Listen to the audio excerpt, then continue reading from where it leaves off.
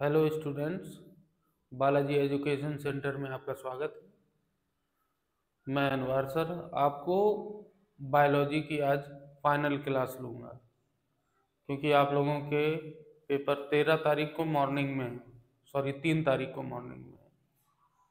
तो जितना हो सकेगा उतना मैं कवर करूँगा, जितना ज़्यादा से ज़्यादा हो सकेगा उतना सिलेबस कवर करूँगा और आपको ऐसे क्वेश्चन पढ़ाएंगे जो जिनके चांसेस ज़्यादा हैं पेपर में आने के लिए। तो सबसे पहले जो फर्स्ट पोर्शन है आपका पुष्पीय पौधों में जनन, reproduction in flowering plants. Reproduction reproduction in flowering plants, in flowering plants.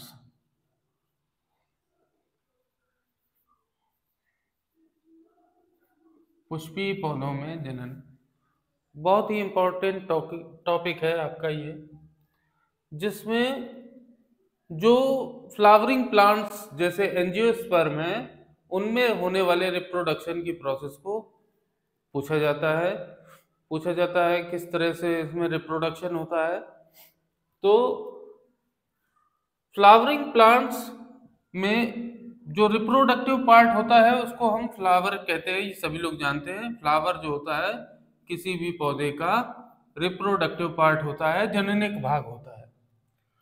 Flower के 4 पार्ट होते हैं, कैलिक्स, करोला, एंड्रोसियम और गाइनीशियम। कैलिक्स, करोला, एंड्रोसियम और गाइनीशियम। कैलिक्स जो सबसे बाहरी चक्र के रूप में व्यवस्थित रहते हैं, जो ग्रीन होते हैं, इनका काम होता है फ्लावर को प्रोटेक्शन देना, सुरक्षा प्रदान करना। दूसरा भाग होता है करोला, जिसको हम दलपुंज भी कहते हैं। ये कलर्ड होते हैं, जिसका काम होता है पॉलिनेशन के लिए कीटों को आकर्षित करना, परागण के लिए कीटों को आकर्षित करना और कीटों को बैठने के लिए आसन प्रदान करना, ये काम होता है करोला का। तो कैलिक्स और करोला, बाह्य दलपुंज और दलपुंज, बाह्य दलपुंज और दलपुंज, हिंदी में दलपुंज कहते हैं करोला को। ये दोनों जनन सहायक अंग होते हैं, जनन में भाग नहीं लेते लेकिन जनन की प्रक्रिया में सहायक भूमिका निभाते हैं।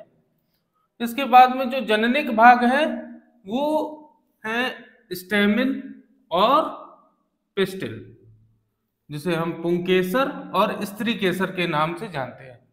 जो पुंकेसर है वो नर जनन अंग है और जो स्त्री केसर है वो मादा जनन अंग है। नर जनन अंग और मादा जनन अंग। अब हम स्टेमन में पुंकेसर में देखते हैं मोस्टली 2 भाग होते हैं। ऊपरी भाग जो ये आपको दिखाई दे रहा है इसको पोमाडु या एंथर कहते हैं। इसी में ही परागकण भरे रहते हैं, इसी में ही परागकण जो नर युग्मक होते हैं उन्हें परागकण कहा जाता है, अगुणित अवस्था में होते हैं, इसी एंथर में ही भरे रहते हैं। एंथर टेट्राड अवस्था में होता है, उसमें 4 स्पोरेंजियम होती है, उन्हीं में ही स्पोरेंजियम में मैच्योर होते हैं एंथर और नर जनन अंग की भांति कार्य करते हैं। और एक लंबा धागे जैसी संरचना होती है जिसे फिलामेंट या तंतु कहते हैं। कुछ लोग बताते हैं, कहीं कहीं लिखा होता है 3 भाग होते हैं, तो इस भाग को अटैचमेंट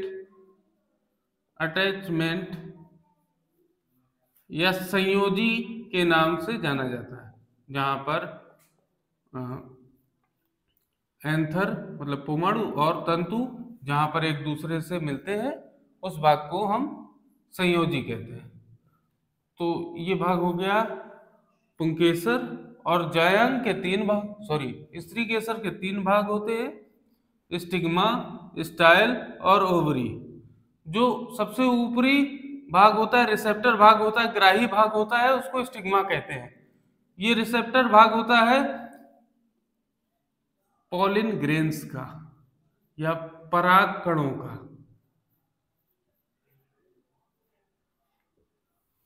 पराग कणों का रिसेप्टर भाग होते हैं। परागण के समय परागकण इसी भाग पर गिरकर अंकुरित होते हैं, वो भाग कहलाता है स्टिग्मा।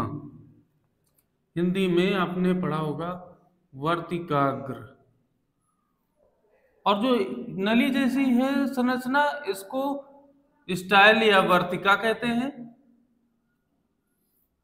और जो फूला हुआ भाग है इसको ओवरी कहते हैं, अंडाशय। अंडाशय, इसमें ही अंडप भरे रहते हैं, ओव्यूल भरे रहते हैं या अंडप भरे रहते हैं। अंडप भरे रहते हैं। जब परागण के समय परागकण आकर के इस स्टिग्मा पर गिरते हैं, यहां से देख लो, इस फ्लावर को बना के दिखाया है। यहां से जब इससे जो परागकण होते हैं आकर इस पर गिरते हैं, यही प्रोसेस को ही परागण कहा जाता है। सॉरी, इसी प्रोसेस को परागण कहते हैं। जब किसी पुष्प के परागकण किसी पुष्प की वर्तिकाग्र पर गिरते हैं, यह प्रक्रिया परागण कहलाती है या पॉलिनेशन कहते हैं।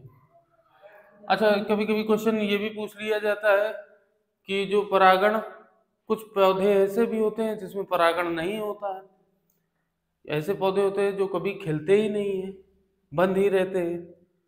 तो ऐसे पौधों को या ऐसे पुष्पों को धारण करने वाले पौधों को निमीलित पुष्प कहा जाता है, जो कभी खिलते नहीं है, जिनमें कभी परागण होता नहीं है।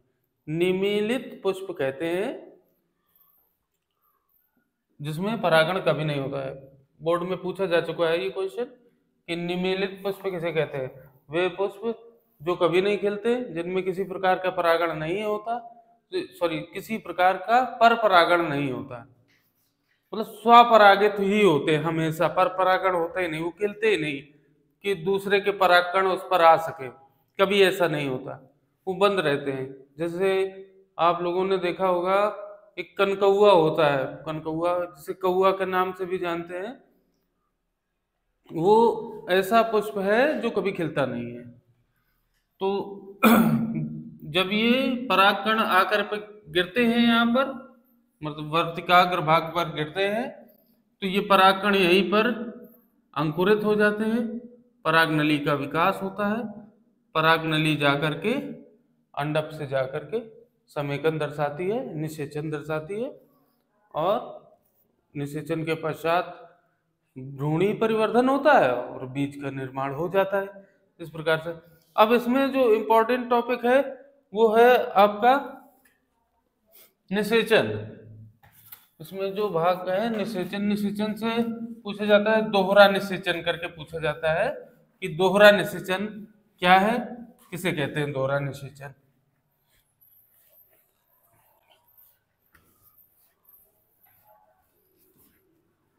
जो दोहरा निषेचन है,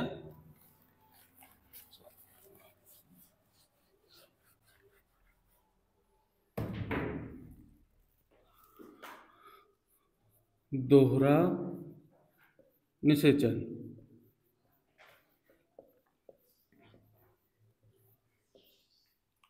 डबल फर्टिलाइजेशन,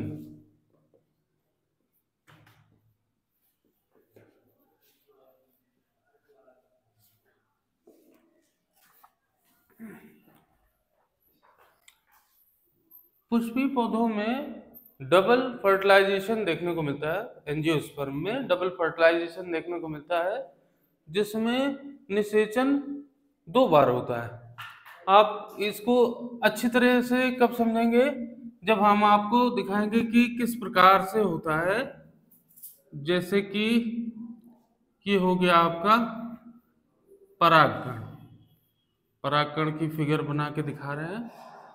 परागकण में एक तो होता है जर्मिनल न्यूक्लियस और एक होता है ट्यूब न्यूक्लियस या नलिका केंद्रक। एक जननिक केंद्रक होता है, एक नलिका केंद्रक होता है। ये परागकण में एक जननिक केंद्रक होता है और एक होता है क्या, नलिका केंद्रक। नलिका केंद्रक, दो केंद्रक होते हैं इसमें। जननिक केंद्रक जो होता है अगुणित अवस्था में होता है, जिसमें गुणसूत्रों की संख्या आधी होती है, और नलिका केंद्रक भी अगुणित अवस्था में पाया जाता है। ये तो हो गया नर युग्मक। नर युग्मक या कह सकते हैं परागकण। परागकण। अंडक की बात करें तो जो एग होता है, एग में भी दो केंद्रक देखने को मिलते हैं। एक केंद्रक होता है जिसको हम कहते हैं कायिक केंद्रक या समेकन केंद्रक। कायिक केंद्रक या कह सकते हैं समेकन केंद्रक।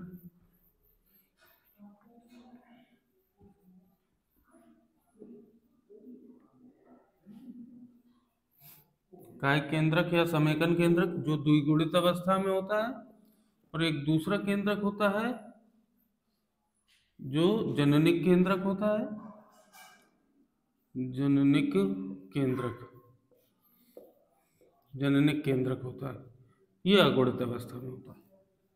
इस प्रकार से आप संरचना में देख सकते हो कि मादा युग्मक की हमने संरचना बनाई है। मादा युग्मक या अंडक या अंडक, इस प्रकार की संरचना होती है। अब जब निषेचन की प्रोसेस होती है तब क्या होता है, जो जननिक केंद्रक होता है, अगुणित अवस्था में उपस्थित जननिक केंद्रक है, वो मादा जननिक केंद्रक से, मतलब ये नर जननिक केंद्रक हुआ, नर जननिक केंद्रक किससे, मादा जननिक केंद्रक से समेकित होकर, एक दूसरे से समेकित हो गया, क्या बनाता है, द्विगुणित अवस्था बनाएगा, जिसको हम जाइगोट कहेंगे, युग्मनज कहेंगे, युग्मनज कहेंगे। मतलब नर जनन केंद्रक जो होगा मादा जनन केंद्रक से, नर जनन केंद्रक अगुणित अवस्था में मादा जनन केंद्रक अगुणित अवस्था से समेकित होकर के द्विगुणित अवस्था जाइगोट या युग्मनज का निर्माण करती है, जो आगे आगे आगे की अवस्था में भ्रूणीय परिवर्तन द्वारा भ्रूण का निर्माण करते हुए बीज बनाएगा। जबकि जो अगुणित नलिका केंद्रक है, ये जो दिया हुआ है अगुणित नलिका केंद्रक है, वो द्विगुणित कायिक केंद्रक से समेकित होकर के, मतलब अगुणित नलिका केंद्रक और द्विगुणित कायिक केंद्रक से समेकित होकर के त्रिगुणित संरचना भ्रूणपोष, भ्रूणपोष का निर्माण करती है। त्रिगुणित संरचना भ्रूणपोष का निर्माण करती है। अच्छा, कभी कभी पूछते हैं कि पुष्पीय पौधों में या एंजियोस्पर्म में त्रिसंलयन, तो आपका यहीं पर त्रिसंलयन आपको देखने को मिला है। कभी कभी पूछा जाता है कि त्रिसंलयन क्या है, तो आप वहां पर लिख देंगे कि जो परागकण में उपस्थित अगुणित नलिका केंद्रक, अंडक में उपस्थित द्विगुणित कायिक केंद्रक या समेकन केंद्रक से समेकित होकर के त्रिगुणित संरचना भ्रूणपोष का निर्माण होता है, यह अवस्था त्रिसंलयन कहलाती है। इस प्रकार से दोहरा निषेचन पूर्ण होता है, इसमें दोहरे निषेचन की प्रोसेस कंप्लीट होती है। ये बहुत इंपॉर्टेंट है, इसके आगे बता रहे हैं। ये क्या,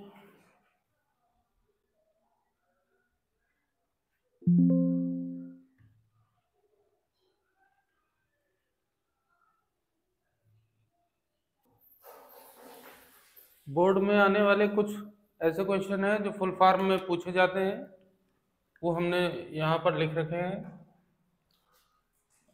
जैसे AIDS, एड्स, एड्स का फुल फॉर्म पूछा जाता है जो है acquired immuno deficiency syndrome. Acquired immuno deficiency syndrome, उपार्जित प्रतिरक्षा न्यूनता रोग, उपार्जित प्रतिरक्षा न्यूनता रोग। ये रोग एक विषाणु जनित रोग है जिसमें व्यक्ति की रोग प्रतिरोधक क्षमता क्षीण हो जाती है, कम हो जाती है, समाप्त होने लगती है। यह रोग HIV नामक विषाणु से होती है। HIV नामक विषाणु से होती है। कभी कभी इसका भी फुल फॉर्म पूछ लिया जाता है। HIV का फुल फॉर्म है ह्यूमन इम्यूनो डिफिशियंसी वायरस, मानव प्रतिरक्षा न्यूनता विषाणु, मानव प्रतिरक्षा न्यूनता विषाणु पूछा जाता है। ये क्वेश्चन बहुत महत्वपूर्ण है। ZIFT और GIFT, ये जो तकनीक है ये टेस्ट ट्यूब बेबी निर्माण के समय उपयोग में लाई जाती है, जिसमें कि जायगोट बनने के उपरांत जायगोट को फैलोपियन नलिका तक पहुंचाया जाता है। जायगोट को फैलोपियन नलिका तक पहुंचाया जाता है ताकि इम्प्लांटेशन हो सके। फुल फॉर्म है इसका zygote intra fallopian transfer, zygote intra fallopian transfer test tube निर्माण की एक विधि है। ये उसमें उपयोग लाने वाली विधि है, जिसमें कि जब निषेचन करा दिया जाता है तो उसकी जायगोट अवस्था जब बन जाती है, जायगोट बन जाती है, मतलब ब्लास्टुलेशन से पहले की अवस्था, उस अवस्था में ही उसको फैलोपियन नलिका तक पहुंचा दिया जाता है ताकि वो यूट्रस में जाकर के इम्प्लांट हो सके या उसका रोपण हो सके। GIFT, इसका फुल फॉर्म है गैमीट इंट्रा फैलोपियन ट्रांसफर। इसमें क्या होता है कि जब हम आप देखते हैं कि जब किसी गैमीट, विशेषकर आप शुक्राणु मेल गैमीट को जब पहुंचाया जाता है, निषेचन कराया जाता है, कृत्रिम विधि से निषेचन कराया जाता है, तब ये तकनीक उपयोग में लाई जाती है, जिसको कहते हैं gamete intra fallopian transfer. RCH, जनन एवं स्वास्थ्य के नाम से एक चैप्टर है आपका, जनन एवं स्वास्थ्य के नाम से चैप्टर है, जिसको हम RCH के नाम से भी जाना जाता है। शॉर्ट फॉर्म में RCH कहते हैं, जिसे कहते हैं reproductive and child health care. Full form है इसका रिप्रोडक्टिव, जनन एवं बाल स्वास्थ्य, है ना। तो RCH का फुल फॉर्म है reproductive and child health care. ज्यादातर पूछ लिया जाता है आपसे। WHO, ये एक ऑर्गेनाइजेशन है, संस्था है, जो विभिन्न प्रकार के रोगों के रोकथाम के लिए, जो ऐसे रोग हैं जो संपूर्ण विश्व में फैल रहे हैं, एपिडेमिक हैं, जिनसे पूरा विश्व प्रभावित हो रहा है, उन रोगों की रोकथाम के लिए एक ऑर्गेनाइजेशन बनी हुई है, जिसे वर्ल्ड हेल्थ ऑर्गेनाइजेशन के नाम से जाना जाता है। पूछ लिया जाता है कि WHO का फुल फॉर्म क्या है। एक शब्द पूछा जाता है STD। STD का क्या फुल फॉर्म है? STD का फुल फॉर्म है सेक्सुअली ट्रांसमिटेड डिजीज। ऐसे रोग जो जनन अंगों के द्वारा या जनन की प्रक्रिया द्वारा एक दूसरे में फैलते हैं, उनको कहते हैं STD डिजीज या सेक्सुअली ट्रांसमिटेड डिजीज। इसमें आपका ये एड्स आ जाएगा। IVF का फुल फॉर्म है इन विट्रो फर्टिलाइजेशन।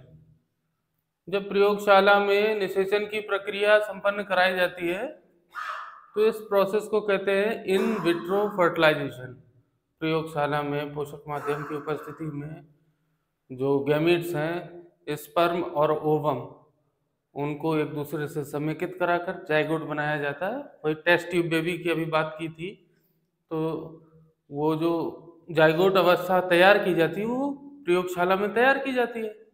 फिर एक ट्यूब की सहायता से उसको जाइगोट अवस्था में, ZIFT हमने बताया था अभी, जाइगोट इंट्राफैलोपियन ट्रांसफर में, तो वो IVF के द्वारा तैयार किया गया ही जाइगोट ट्रांसफर किया जाता है फैलोपियन नलिका में। कहते हैं इन विट्रो फर्टिलाइजेशन। और जो नेचुरली हो रहा है उसको इन वायरो बोल सकते हैं, है ना। MTP बहुत पूछा जाता है, फुल फॉर्म है इसका मेडिकल टर्मिनेशन ऑफ प्रेगनेंसी। ये कई बार पूछा गया है। इसका मतलब है कि जब कभी प्रेगनेंसी के समय कोई समस्या हो महिला को, तो कानूनी तौर पर MTP कराई जा सकती है या गर्भपात कराया जा सकता है। वैसे तो लीगल है नहीं, क्योंकि लोग क्या करते हैं कि वो लड़का और लड़के में भेद करके जब देख लेते हैं कि हाँ लड़की है तो उसके गर्भपात करा देते हैं। तो इसको रोकने के लिए सरकार ने इस पर पाबंदी लगा दी है। लेकिन अगर कोई चिकित्सक अगर इस पर रजामंदी देता है कि ठीक है इससे कि माँ को कोई प्रॉब्लम हो सकती है, तो तब MTP कराया जा सकता है लीगल वे में। कहते हैं मेडिकल टर्मिनेशन ऑफ प्रेगनेंसी, इस विधि को कहा जाता है मेडिकल टर्मिनेशन ऑफ प्रेगनेंसी। एक है शब्द आया है IUD, फुल फॉर्म है इसका इंट्रा यूटेराइन डिवाइस। यूटेराइन मतलब गर्भाशय से संबंधित है। उल्ब वेधन एमनियोसेंटेसिस, ये पूछा जाता है, कई बार पूछा गया कि उल्ब वेधन किसे कहते हैं या एमनियोसेंटेसिस किसे कहते हैं। यह वह प्रोसेस है जिसमें कि एक डिवाइस की सहायता से यूट्रस में उपस्थित यूट्राइन फ्लूइड को निकाल लिया जाता है, उस तरल द्रव को निकाल लिया जाता है, उसकी जांच की जाती है, जिससे गर्भ में पल रहे बच्चे को या गर्भ में जो गर्भ है उसकी स्थिति की पहचान की जाती है, उसमें होने वाले रोगों की पहचान की जाती है, उसके लिंग की पहचान की जा सकती है। इसी आधार पर ही इस IUD की सहायता से, एक डिवाइस की सहायता से, इसको कहते हैं इंट्रा यूटेराइन डिवाइस, जिसके द्वारा एमनियोसेंटेसिस की प्रोसेस की जाती है। IUT उसे संबंधित है, उसको कहते हैं इंट्रा यूटेराइन ट्रांसफर, जिसमें कि गर्भाशय में हम ब्लास्टुला अवस्था को पहुंचाते हैं। उस विधि को ही इंट्रा यूटेराइन ट्रांसफर कहा जाता है। और भी हैं, बीच बीच में आएंगे तो हम उनका बताएंगे। आप इसका चाहें तो स्क्रीनशॉट ले सकते हैं, आप देख लीजिए, इसका स्क्रीनशॉट ले लें।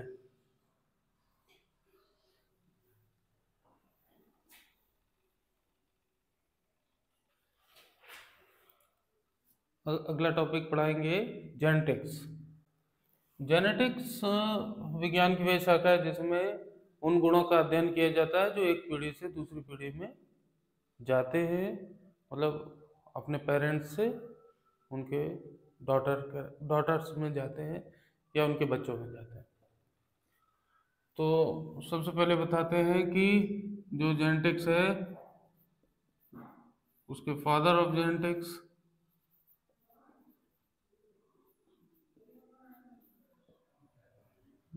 ग्रेगर जॉन मेंडल है। ग्रेगर जॉन मेंडल पूछ लिया जाता है कभी कभी क्वेश्चन कि फादर ऑफ जेनेटिक्स कौन है, तो ग्रेगर जॉन मेंडल। मेंडल ने आनुवंशिकता के प्रयोग जो है एक पौधे पर किए जिसे पायसम सटाइवम कहते हैं, मीठी मटर कहते हैं, पायसम सटाइवम। इस पर आनुवंशिकता के प्रयोग किए 7 लक्षणों के आधार पर, इसमें उपस्थित 7 लक्षणों के आधार पर उन्होंने अपने प्रयोग किए, और उन्होंने अपने जो प्रयोग किए हैं वो अपनी पुस्तक natural history and society of ब्रून।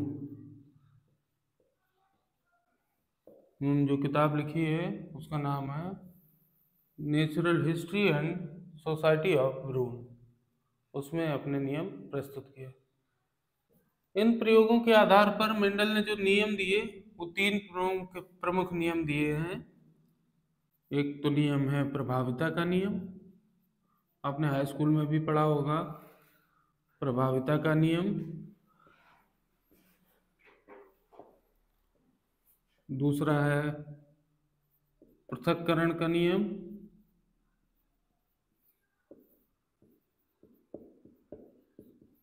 और तीसरा है स्वतंत्र अभिव्यवन का नियम।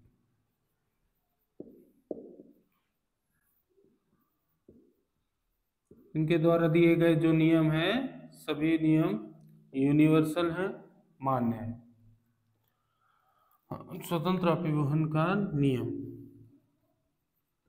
Law of dominance, law of segregation और law of independence assortment of the gametes. प्रभाविता का नियम जो दिया है वो एक संकर के रास पर आधारित नियम है, एक संकर संकरण पर आधारित नियम है। और पृथक्करण का भी नियम एक संकर संकरण पर आधारित है। स्वतंत्र अभिव्यवन का नियम द्विसंकर संकरण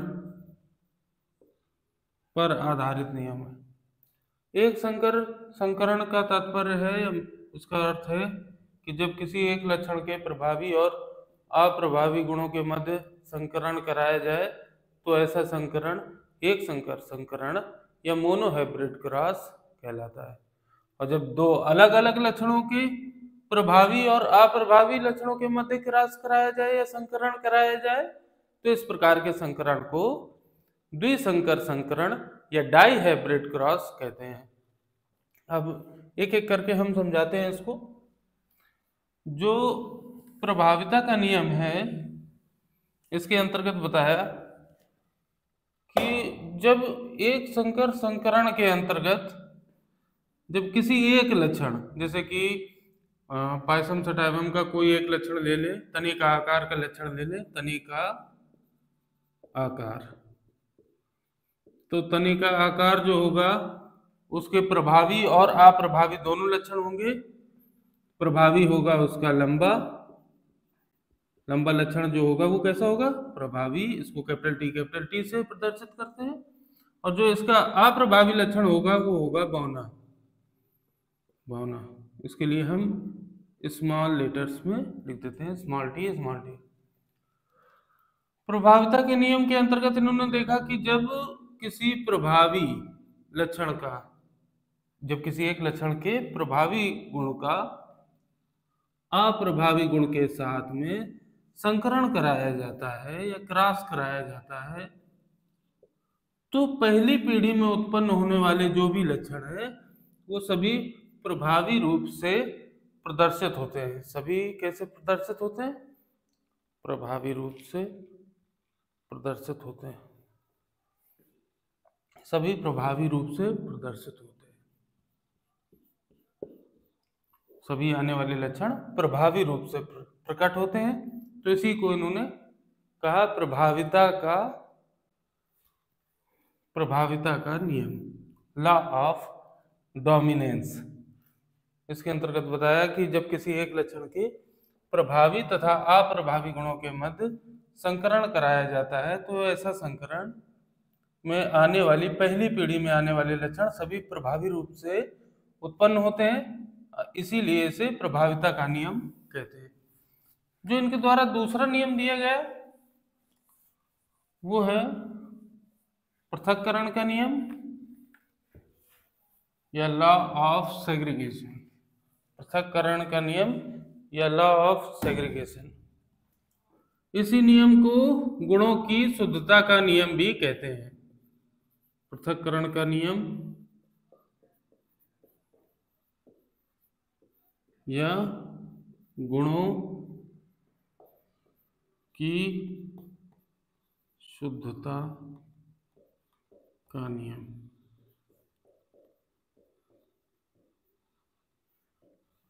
law of purity of the gametes, ये भी एक संकर के राज पर आधारित है, हम आपको बता चुके हैं।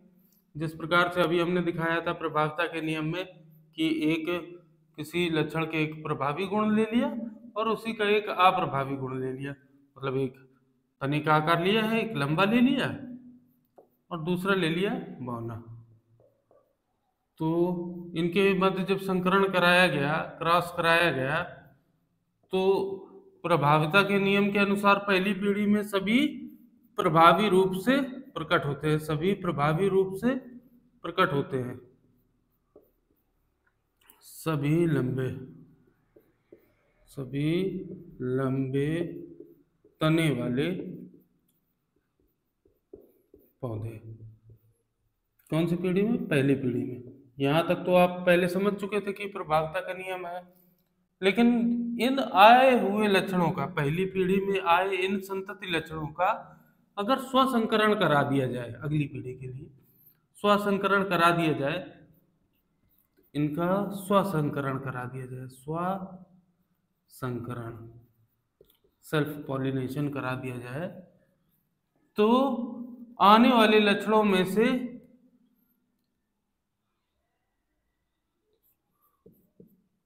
एक 3 प्रभावी लक्षण उत्पन्न होंगे और एक लक्षण अप्रभावी अवस्था में आएगा। कौन सी? दूसरी पीढ़ी में, F2 जनरेशन में या सेकेंड फिलियल जनरेशन में।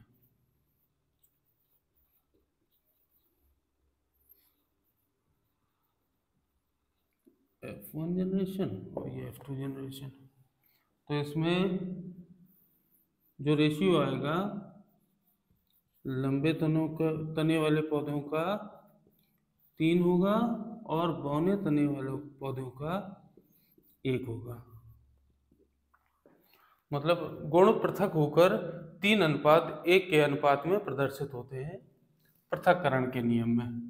इस प्रकार इसको दोबारा समझ लो कि जब किसी एक लक्षण के प्रभावी तथा अप्रभावी गुणों के मध्य संकरण या क्रॉस कराया जाता है, तो पहली पीढ़ी में लक्षण प्रभाविता के नियम के अनुसार सभी प्रभावी रूप से प्रकट होते हैं। पहली पीढ़ी में आए इन लक्षणों का स्वसंकरण करा देने पर लक्षण पृथक रूप से, पृथक हो गए ना, यहाँ पर तीन लक्षण आपके लंबे तने वाले या प्रभावी रूप से प्रकट हुए और एक लक्षण बौना प्रकट हुआ, तो पृथक रूप से 3:1 के अनुपात में प्रदर्शित होते हैं। इसे पृथक्करण का नियम कहते हैं। अब यहीं पर हमने बताया कि गुणों की शुद्धता का नियम भी कहते हैं।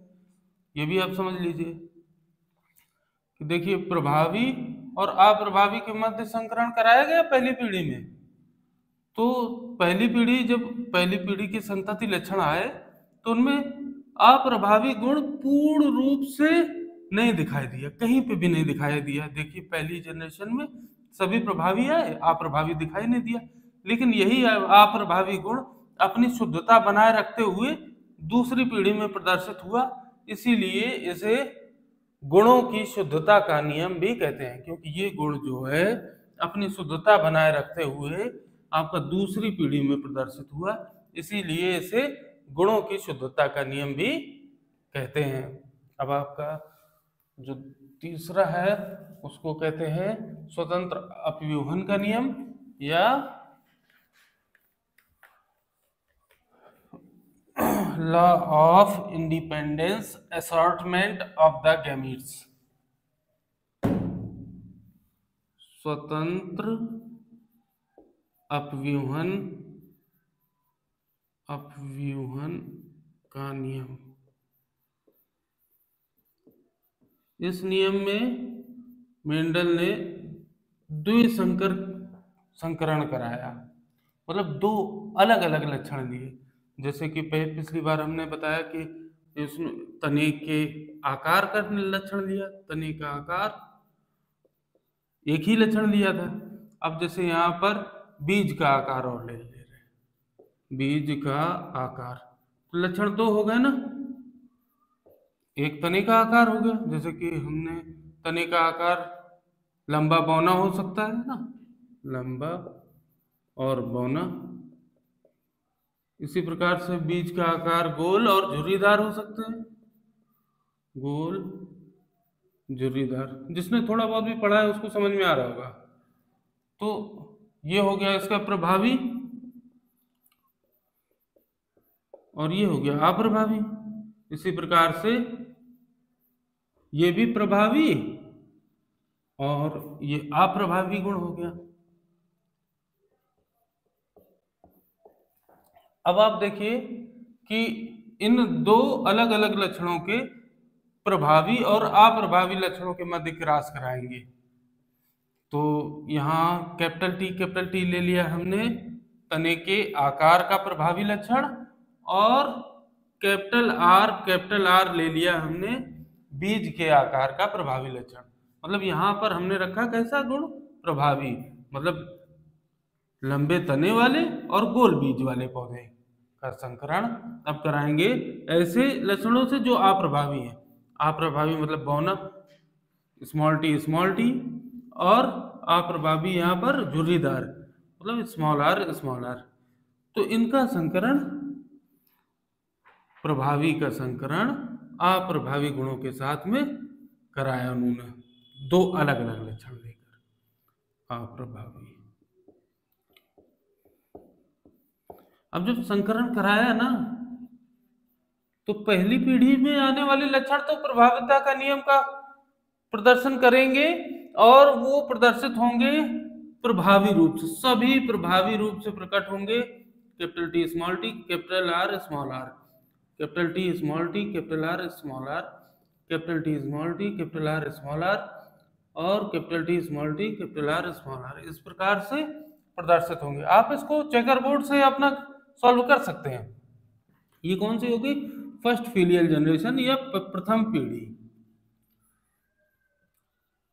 अब प्रथम पीढ़ी में आए इन लक्षणों का अगर हम गैमेट्स निकालते हैं, चेकर बोर्ड द्वारा हम निकाल सकते हैं गैमेट्स को। ये हो गया capital T small T, capital R small R, capital T capital R, small T capital R, capital T small R, और स्मॉल टी स्मॉल आर। तो गैमेट्स हमें मिलते हैं, भाई अगली पीढ़ी में कराएंगे तो उसके लिए युग्मक की आवश्यकता होगी ना। तो capital T capital R, small T capital R, और capital T small R, small T small R, ये हमें गैमेट्स मिले। तो हम जानते हैं जब दूसरी पीढ़ी में कराएंगे ना, तो इन्हीं ये गैमेट्स का संकरण इन्हीं के साथ में करा देंगे। तो मतलब स्वसंकरण कराना है ना, तो इसमें करेंगे क्या, एक बड़े चेकर बोर्ड से हम इस चीज को समझेंगे किस प्रकार से कराएंगे। बड़े चेकर बोर्ड से पिछली वर्ष पूछा गया है, ये क्वेश्चन रिपीट भी हो सकता है, ऐसा नहीं है।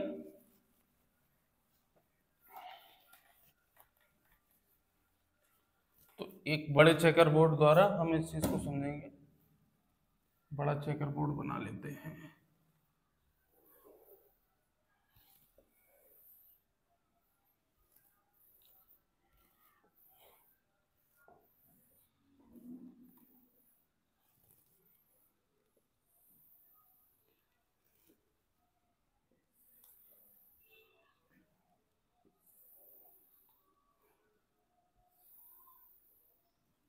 अब देखिए यहाँ पर ये मेल फीमेल के लिए हम डिनोट कर दिया है, और यहाँ पर ही आपके युग्मक जो बने हुए थे उनको रख लेते हैं।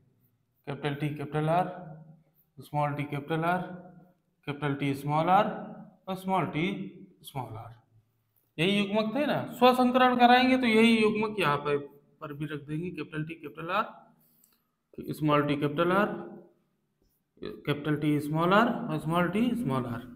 अब यहाँ पर देखते हैं इनका इसके साथ में क्रॉस कराएंगे, capital T capital T, capital R capital T small T, capital R, capital R, capital T, capital T, capital R small R, capital T small T, capital R small R,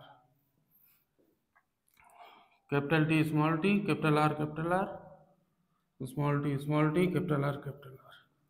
इस तरह से सीधे करते चले जाएंगे, मतलब इसका इसके साथ में क्रॉस कराएंगे, जैसे ही रिजल्ट आएगा वो आपका लिखते चले जाएंगे। Capital R small capital T, capital T, मतलब ये चेकर बोर्ड आपको बनाना पड़ेगा। चेकर बोर्ड अगर बनाएंगे नहीं तो आपको पूरे नंबर नहीं मिलेंगे। Small small capital T small T, small R, इसका इससे कराते हैं capital T small T, capital R small R. आप इस वीडियो को रोक कर भी देख सकते हैं किस तरह से बना रहे हैं, या इसको बैक करके भी आप चेक कर सकते हैं। Small T, capital R, small R, capital T small R, small R, और small T, small R, small are.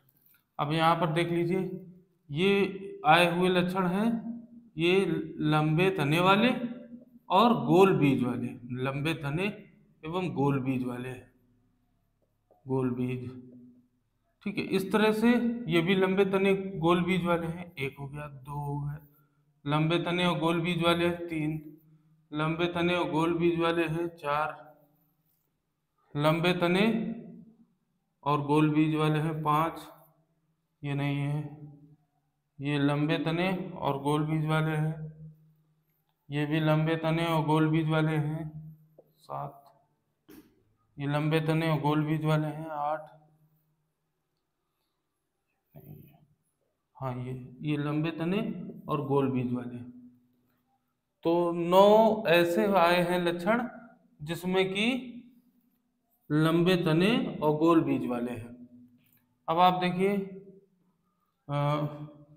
बौने तने और गोल बीज वाले कौन से हैं, ये देखिए बौने तने वाले हैं और गोल बीज वाले ए, बौने तने और गोल बीज वाले B, A B C D से डिनोट करे दे रहे हैं, और एक ये सी, ये कैसे हैं, लंबे तने वाले हैं, लेकिन सॉरी ए, ये नहीं होगा, ये वाला होगा सी, मतलब बौने तने और गोल बीज वाले, ये भी बौने तने वाले हैं, ये भी बौने तने वाले हैं, ये भी बौने तने वाले, तीन है। और अब झुर्रीदार बीज वाले, ये रोमन अंक में दे रहे हैं, एक, दो और तीन, तीन हो गए झुर्रीदार वाले, और बौने तने वाले और झुर्रीदार बीज वाला कितना हुआ, एक। ये अनुपात निकल के आता है दूसरी पीढ़ी में, 9:3:3:1 के अनुपात में स्वतंत्र अभिवहन दर्शाते हैं। ये तो मेंडल के द्वारा दिए गए नियम हैं, तीनों नियम आपको बता दिए हैं। इसके बाद में आनुवंशिकता से कई क्वेश्चन आते हैं, गुणसूत्री विनिमय से कई क्वेश्चन आते हैं, शॉर्ट क्वेश्चन ढेर सारे आते हैं, रक्त आनुवंशिकी से आते हैं। रक्त आनुवंशिकी में आपके ब्लड ग्रुप से पूछा जाता है, मल्टीपल एलीलिज्म से पूछा जाता है, जिसमें कि बहु एलीलवाद जिसे कहते हैं हिंदी में, मल्टीपल एलीलिज्म को उससे भी क्वेश्चन पूछे जाते हैं, आप थोड़ा सा उसको देख लें। और कुछ सिंड्रोम वगैरह होते हैं, क्लाइनफिल्टर सिंड्रोम है, पटाउ सिंड्रोम है, डाउन सिंड्रोम है, एडवर्ड सिंड्रोम है, ये बहुत महत्वपूर्ण है। इसके साथ साथ आपके समुदाय एवं पारिस्थितिकी में वहाँ से भी ढेर सारे क्वेश्चन आते हैं। आप ज़्यादा से ज़्यादा तैयारी करके जाएं, क्योंकि हम सभी तो नहीं पढ़ा सकते एक दिन में, लेकिन हम आपको सलाह यही देंगे कि आप ज़्यादा से ज़्यादा पढ़ें, अभी समय है, आपका 3 तारीख को पेपर है मॉर्निंग में, अच्छे से मेहनत करें और कोई भी कन्फ्यूज़न ना रखें अपने आप में, किसी भी प्रकार का कन्फ्यूज़न ना रखें, मेहनत पे विश्वास रखें, अच्छे से मेहनत करें, अच्छे से पेपर दें। Best of luck.